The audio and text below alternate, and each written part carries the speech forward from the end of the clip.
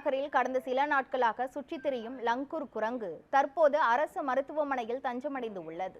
இந்த குரங்கு அங்குள்ள நோயாளிகள் மற்றும் அவர்களின் உறவினர்களை துரத்துவதாக மருத்துவமனையில் இருப்பவர்கள் தெரிவிக்கின்றனர். மேலும் அந்த பகுதியில் உள்ள சந்தைகளில் காய்கறிகளை எடுத்து தின்பதால் வியாபாரிகளும் பெரும் தொல்லையாக மாறி இருக்கிறது என்று கூறுகின்றனர்.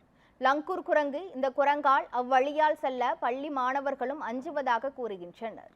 விரைவில் அந்த குரங்கை காட்டுப்பகுதிக்கு விரட்ட வேண்டும் என்றும் அந்த பகுதி மக்கள் கோரிக்கை வைத்து உள்ளனர்.